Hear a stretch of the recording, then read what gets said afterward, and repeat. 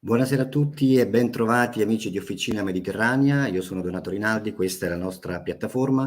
Oggi tocca al format Alma Culturas, quindi parliamo di libri e di autori. Quindi saluto subito Angela Caputo, la nostra referente regionale per il Friuli Venezia Giulia, bentornata. Grazie Donato, buonasera a tutti. E ben arrivato al nostro autore Federico Bianca. Ciao Federico. Buonasera a tutti, grazie per l'ospitalità. Federico è anche tra l'altro iscritto ad Officina Mediterranea, fa parte del Circolo della Sicilia e insieme a Angela ci parlerà di questo libro che è Riscatto. Io vi lascio subito la linea perché siamo in leggero ritardo, quindi iniziate pure subito e io mi metto in regia e vi lascio l'intervista. Grazie. Buonasera a tutti, rieccoci con una puntata di Alma Culturas. Stasera abbiamo ospite con noi Federico Bianca, autore di questo libro, di cui ho anche la copia cartacea, fornita gentilmente dal nostro Federico, che si intitola Riscatto. Intanto colgo l'occasione per ringraziare Federico per la fiducia che ha voluto pormi fin dall'inizio per volere proprio me in questa puntata di presentazione del suo libro e ha atteso anche qualche mese perché avendo avuto problemi di salute Federico ha detto o te o nessuna e quindi su questo io lo ringrazio veramente tanto per la fiducia che ha riposto nei miei confronti. Tra l'altro poc'anzi diceva Donato che anche lui è un nostro iscritto per Officina Mediterranea Sicilia e la cosa, diciamo, la coincidenza più sorprendente è che io e Federico ci siamo in passato conosciuti ma non ci ricordiamo proprio né io di lui e né lui di me perché abbiamo frequentato gli stessi corsi universitari, ovvero l'Università di Catania. Infatti Federico ha un ricco curriculum dal punto di vista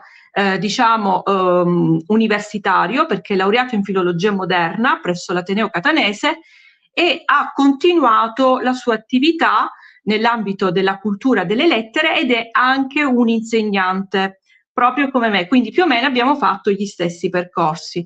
L'unica cosa è che ci siamo incrociati adesso, dopo anni, solo grazie ai nostri libri. Niente, vorrei comunque ringraziare intanto per questo motivo Federico per essere con noi e lascio subito la parola a lui per presentarsi al pubblico di Officina. Grazie Federico. Grazie a te cara Angela, a Donato e a tutti per l'ospitalità. Beh, che dire, gran parte delle cose più interessanti le hai dette tu. Sono un insegnante, siamo colleghi, avevo anche proseguito gli studi con il titolo di dottore di ricerca e questo mi ha permesso in realtà di approcciarmi alla scrittura anche attraverso la saggistica di matrice letteraria scientifica, perché ho diciamo trasformato le mie tesi di laurea in monografie di carattere appunto letterario scientifiche. Questo nel lontano 2015, quindi la scrittura saggistica in realtà per certi versi precede sicuramente la scrittura, o meglio la pubblicazione di Riscatto, perché in realtà Riscatto raccoglie 16 racconti che vanno dal 2012 al 2020 più o meno, quindi in realtà alcuni racconti erano già stati pubblicati tra il 2012 e il 2015 su alcune antologie grazie a concorsi nazionali e quant'altro, e poi è venuta appunto la scrittura saggistica universitaria e successivamente a questa fase appunto mi sono del tutto dedicato alla scrittura narrativa, di fantasia, se così si può dire. Ecco, allora noi stiamo parlando adesso già subito del tuo percorso, Sì, che diciamo così non riguarda soltanto la narrativa, ma hai tanti altri interessi, tra cui sì, anche il cinema soprattutto, che sì, uno dei tuoi interessi, tra l'altro, è presente in Riscatto, diciamo, alcune, possiamo dire, forse anche dei percorsi cinematografici della tua carriera anche universitaria, perché magari per chi non lo sapesse, noi che siamo stati tra virgolette allievi dell'Ateneo Catanese sappiamo bene quanto la storia del cinema è importante e soprattutto il connubio che i docenti hanno sempre creato tra letteratura e cinema. E quindi questa, diciamo, è una parte fondamentale del tuo percorso che è presente anche in Riscatto, tant'è che è una lettura abbastanza visiva. Alcuni racconti sembrano delle vere e proprie sceneggiature. Quindi, come hai vissuto questo connubio tra letteratura e cinema? E beh, guarda Carangela, il cinema è una delle mie più grandi passioni, barra ossessioni, se dobbiamo trovare il Anche per me termine si è esatto. notato. Quindi... Assolutamente sì. E quindi poi in realtà, guarda, il discorso poi si può affrontare anche in maniera più radicale, se mi permetti il termine, nel senso che io per ragioni anagrafiche, sono dell'82, da bambino, come milioni di miei coetanei, in realtà io sono cresciuto grazie alla televisione, ai cartoni animati, ai telefilm, come li vuoi chiamare. La letteratura è venuta sicuramente dopo, grazie anche alla scuola media, eccetera. Poi la vera folgorazione per la parola scritta è venuta al ginnasio. Io ricordo sempre un episodio con piacere, cioè il mio professore di italiano, latino e greco del ginnasio, al quarto ginnasio, il professor Alfio Maia, per le vacanze di Natale ci diede da leggere alcuni libri. Ogni ragazzo aveva il suo libro e pensa, a me è toccato un libro e questo libro è, come si dice, mi ha letteralmente cambiato la vita. Questo libro è Le anime morte di Gogol. Da allora poi ho cercato di recuperare il tempo perduto, come si suol dire, e quindi al di là della formazione visiva, se così possiamo dire, no? Della televisione, del cinema, dei fumetti, sono cresciuto e tuttora amo i fumetti, si è affiancato ovviamente la passione per la parola scritta, cioè per la letteratura. Sì, ecco, infatti questo diciamo è un connubio molto interessante tra letteratura e cinema. In Riscatto ci sono delle storie un po' diverse fra di Sì. loro, ma che diciamo hanno in comune questa tua scrittura molto particolare, nel senso che a volte veramente è visiva e davvero ci sono degli echi anche della letteratura siciliana. Vuoi parlarci un po' degli autori che ti hanno influenzato nel tuo percorso di scrittura? Beh, sono molti e rispecchiano appunto, come dicevi tu, anche gli anni dell'università, degli studi, del dottorato. Assolutamente sì, io mi reputo un privilegiato perché ho avuto modo di studiare proprio dal punto di vista scientifico alcuni degli autori che amo. Per quanto riguarda questo elenco è molto vasto e variegato. La nostra terra, Carangela, ci ha dato autori immortali come per esempio Pirandello, che è uno dei miei scrittori, ovviamente tra i miei scrittori preferiti, ma anche Bufalino, Sciascia, sono tutti scrittori che amo veramente alla follia. Ma anche Nino Savarese, Ercole Patti, insomma ce ne sono, Rosso di San Secondo, abbiamo veramente tantissimi scrittori, Federico De Roberto, insomma ce ne sono veramente tanti che la nostra terra veramente feconda di grande letteratura. Poi ovviamente c'è anche una dimensione più internazionale, prima dicevamo la grande letteratura russa, Gogol, quella dell'Ottocento, Chekhov, ma anche la letteratura ottocentesca in generale, come Maupassant, ad esempio, che è un altro dei miei scrittori preferiti. Per andare a tempi un po' più recenti del Novecento potrei citare Patricia Highsmith, Irene Nemirovsky, Vladimir Nabokov, tutta la letteratura russa, e se devo soffermarmi su un nome solo, oserei dire Simenon, però il Simenon non di Maigret, ma quello dei romanzi duri, come li chiamava lui scherzosamente, quindi quelli senza il commissario Maigret, ma in cui veramente sono tra i romanzi più belli che abbia mai letto, anche dal punto di vista proprio profondo, filosofico, morale. Ho trovato delle corrispondenze, come posso dire, degli accenti, delle storie che veramente mi hanno forgiato e formato. Sì, diciamo che il riscatto un po' si sente la miscellanea di tutti i tuoi studi, di tutte le tue letture, e questo è veramente un bel percorso che invito a fare per chi leggerà appunto il tuo libro. Intanto ringrazio tutti coloro che ci stanno salutando in diretta da varie parti d'Italia, che ci seguono, grazie per i vostri saluti che ricambiamo, e vorrei passare però a un'altra domanda per Federico. Una domanda che riguarda un po' la sua professione, così ti conosciamo anche come docente. Allora, la tua missione in particolare, nasci tu come insegnante o come scrittore? O le due cose sono insieme? Spiegaci un po' come riesci a gestire queste due attività. Allora, no, sicuramente la passione per la scrittura precede le scelte o le possibilità lavorative, proprio perché appunto dopo il liceo ho scelto di approfondire questa passione attraverso l'università, e poi l'insegnamento è venuto dopo, quindi è qualcosa che si è affiancato alla mia passione per la letteratura, e in particolare a un serbatoio. Tu mi insegni di storie, di contatti umani, di personaggi, di situazioni.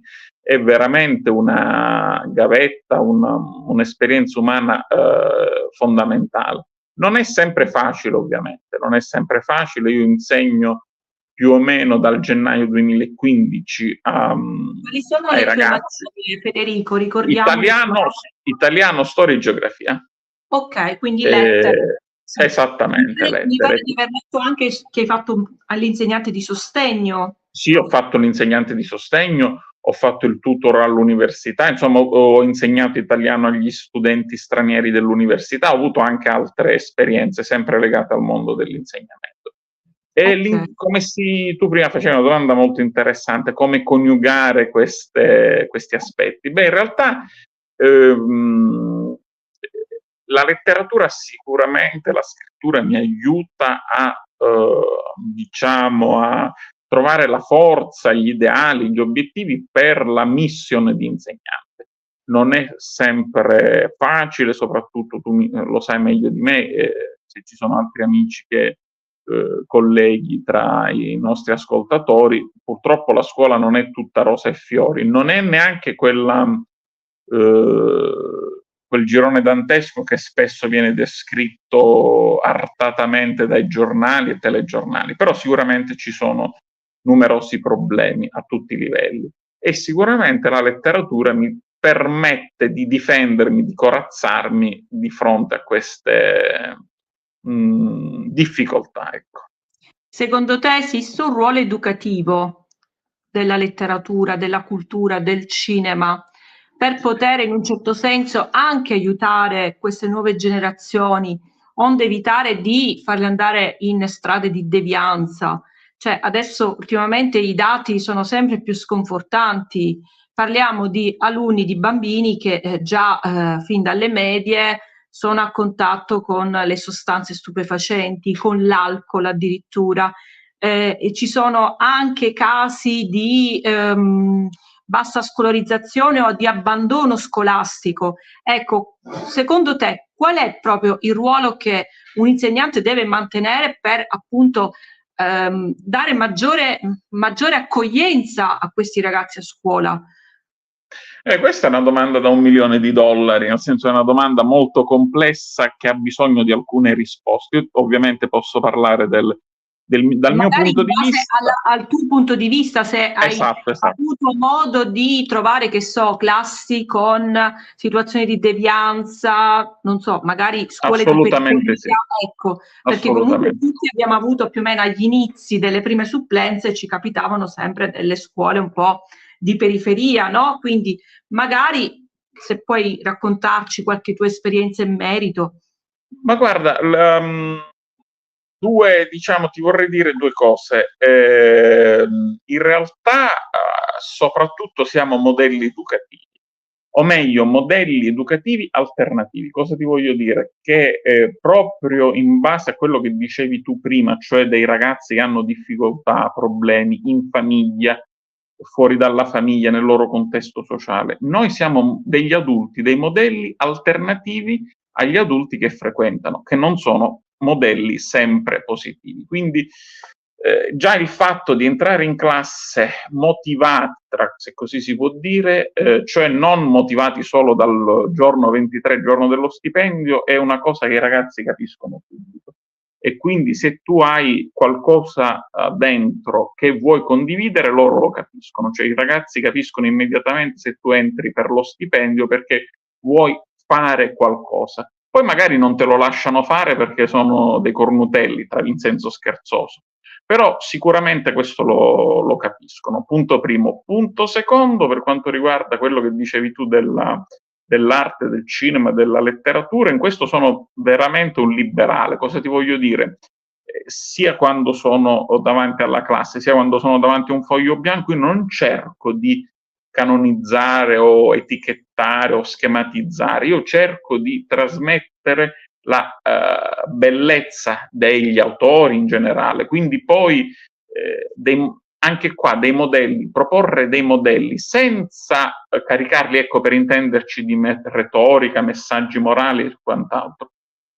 La letteratura è un universo bellissimo, il cinema è un universo bellissimo, i fumetti sono un universo bellissimo, quindi io come tutti cerchiamo di avvicinare i ragazzi a queste cose, come dicevi tu, affinché non facciano altre cose. Però ribadisco, solo per la bellezza, per il piacere, non con l'intento di moralizzarli, perché sai bene che potrebbe essere qualcosa di controproducente, no?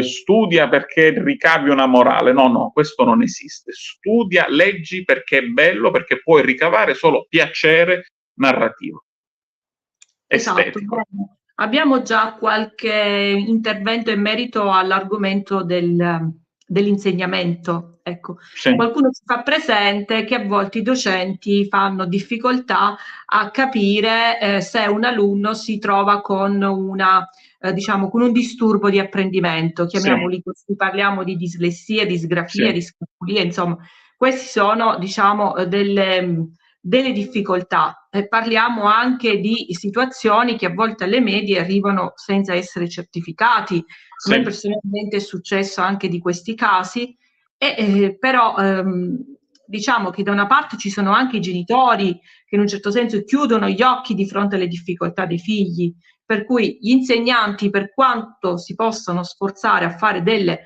segnalazioni, non sempre hanno un riscontro con la famiglia, e questo purtroppo penso che anche tu, Federico, ne puoi dare atto di questa cosa. Assolutamente sì, te lo metto per iscritto. Anche perché, diciamo, su che cosa, se vuoi spiegarlo tu, quali sono, per esempio, per noi insegnanti, i sintomi che ci fanno capire che un alunno può avere un disturbo dell'insegnamento, dell'apprendimento, volevo dire. Purtroppo, sai, già anche quando i ragazzi scrivono, già quando i ragazzini di 14-15 anni hanno difficoltà a firmare o hanno una calligrafia già, insomma, particolare, già questo ci potrebbe insospettire, se così si può dire, tra virgolette. Poi noi ovviamente lavorando, facendo fare dei compitini, stando in classe tu ti accorgi chi ha difficoltà, chi rimane un po' più indietro, eccetera, anche chi ha difficoltà nella lettura. Assolutamente sì. Quello di leggere, o chi non riesce a fare dei calcoli e necessita per forza di cose della calcolatrice. Ecco, diciamo, volevo infatti chiarire questo sul commento che è arrivato, che i professori non sono in grado di diagnosticare, ma non siamo noi docenti a diagnosticare. No, anche se allora la procedura è un'altra, ecco. Ma tu hai perfettamente colto il problema, cara Angela, cioè noi ci troviamo spesso come insegnanti di fronte a dei ragazzi che hanno oggettive difficoltà, ma non è una colpa, sono problemi, se così vuoi dire, fisiologici, naturali, quindi non è colpa loro se hanno un problema di dislessia oppure un altro tipo di problema.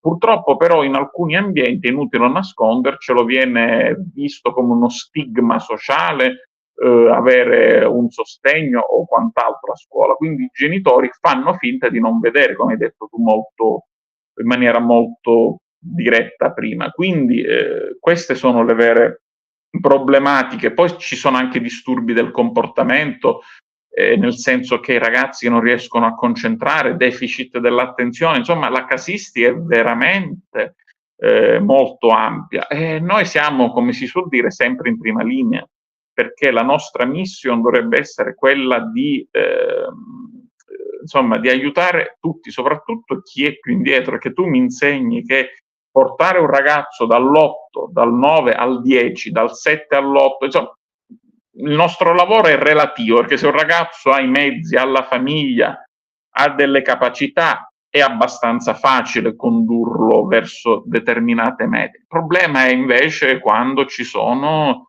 situazioni appunto fisiologicamente ed oggettivamente difficili, in cui si parte non da 6, 7, 8, ma si parte da 1, da 2 o da 3, per andare molto sul concreto. E là sicuramente la mission appunto è là che si deve siamo messi tutti alla prova, diciamo così.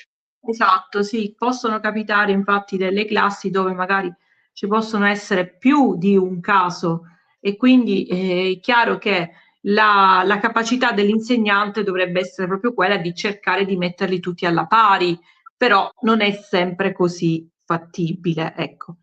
Ci fanno i complimenti qualcuno dicendo che è un argomento molto interessante quello che stiamo trattando, perché in effetti a questo si lega anche il fatto che tanti bambini, ragazzini leggono sempre meno, le famiglie non sono attente a questo. Infatti cosa possiamo dire, Federico, anche su quest'altro aspetto, che già fin da piccolissimi hanno in mano questi telefonini, queste PlayStation, queste Nintendo, tutte queste robe qua, che anche quelle purtroppo incidono un po' nell'apprendimento, no?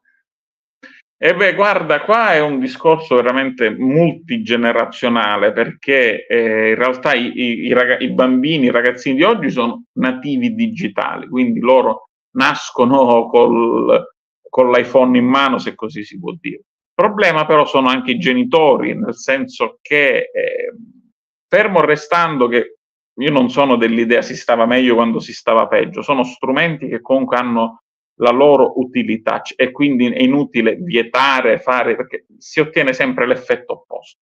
Il problema è comunque dare un'alternativa, sempre là il discorso, cioè oltre il cellulare, il meme, il gattino, tutto quello che vuoi, c'è il libro, c'è il fumetto, c'è il cinema, quindi l'esempio, anche là il problema è l'esempio. Tu dici come si fa ad avvicinare i ragazzi alla letteratura? Beh, circondandoli di libri. Se io da genitore ogni tanto mi faccio vedere con un libro, se io ogni tanto porto mio figlio a vedere un film vero, non il cinepanettone, con il rispetto dei cinepanettoni, non sono assolutamente snob, ma voglio dire che se tu conduci tuo figlio insieme a te a una mostra, al teatro, insomma, se condividi determinate passioni, tuo figlio le seguirà più volentieri.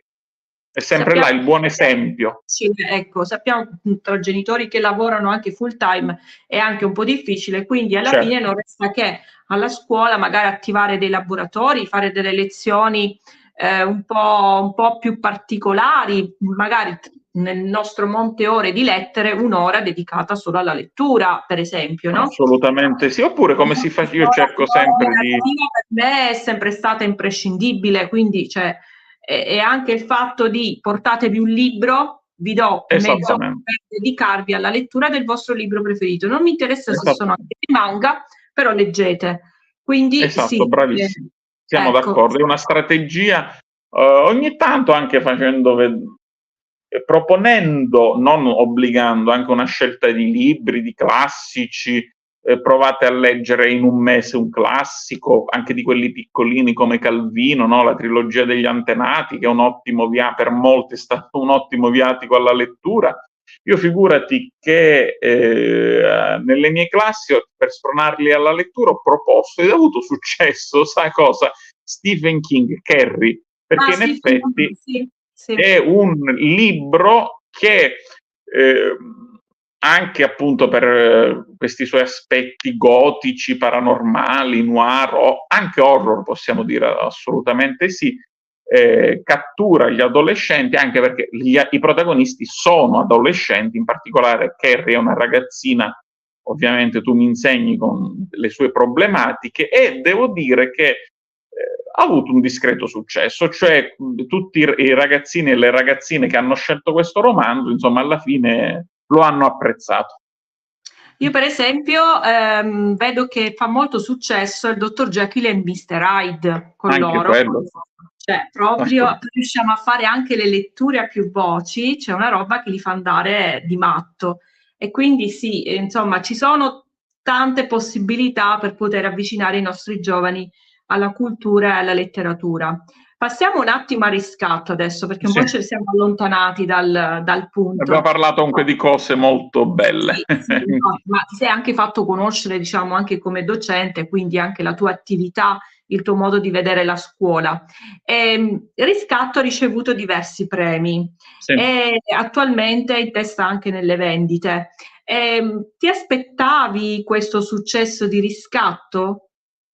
No, devo dire che è stato un piacere, anche perché lo dico veramente non senza è la pura verità. Quando ho iscritto Riscatto a Etna Book del 2023, poi appunto sono arrivato primo nella sezione narrativa saggio a settembre 2023, me l'ero pure dimenticato, nel senso che cioè avevo partecipato, e poi me ne ero dimenticato, quindi figurati, è stata veramente una bellissima sorpresa e anche un riscatto personale, ecco, assolutamente sì. Diciamo un riscatto sia di titolo che di, alla fine, anche personale in un certo senso. Sì, assolutamente. Ci sono dei progetti che hai in futuro, diciamo già qualche altro Allora, libro? diciamo che con Riscatto c'è sempre l'idea, diciamo, ci sono state dei lettori particolari, tra virgolette, che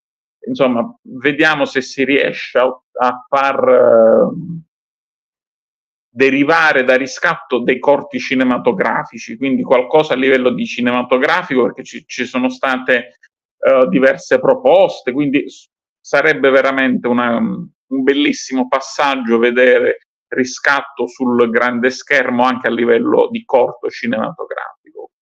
Ma nel senso che scriveresti tu la sceneggiatura per questi corti, oppure... E allora, diciamo, sono ancora progetti, non è per me una questione di rimente, nel senso che se ne vuole occupare qualche altro per me non c'è problema. Ci sono, ti ripeto, delle proposte, dei progetti, vediamo se, come e quando riusciranno ad andare avanti, ecco, perché ci sono un paio di progetti legati al Riscatto e al cinema.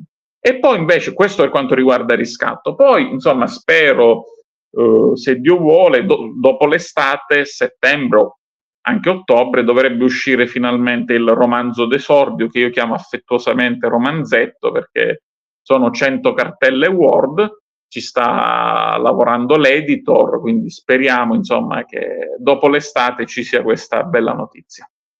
Avevi già dato un'anticipazione del titolo di questo, Judith. Judith è il nome della protagonista femminile, ecco. Puoi darci qualche piccola anticipazione?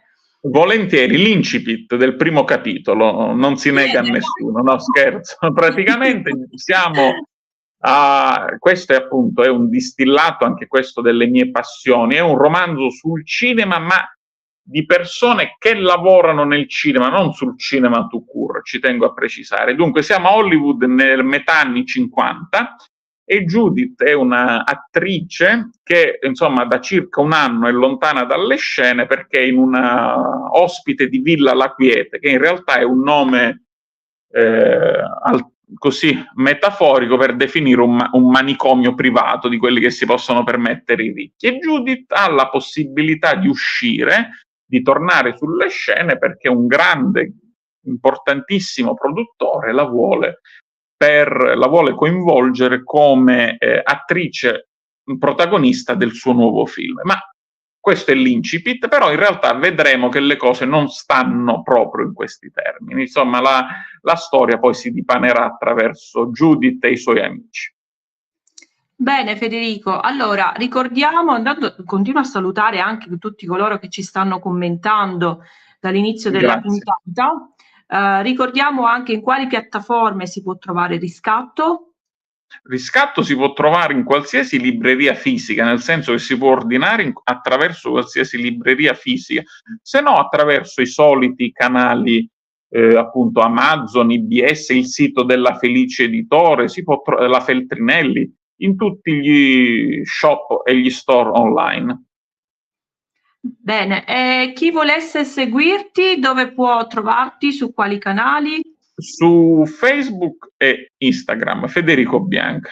Federico Bianca, ecco, ringrazio anche un commento che è arrivato da Margherita, puntata istruttiva, grazie per questa, diciamo, per questo commento in cui, diciamo, in questa puntata abbiamo spaziato un po' tra letteratura, abbiamo parlato di letteratura, di cinema, di fumetti e anche di valori educativi per i nostri ragazzi. E niente, siamo penso quasi alla fine della puntata perché abbiamo già sforato la mezz'ora e vorrei appunto ringraziare tutti coloro che ci hanno seguiti. Vi ricordo ancora una volta il titolo del libro Riscatto di Federico Bianca e Federico, se vuoi ringraziare qualcuno in particolare nel tuo percorso, sì, grazie di farlo.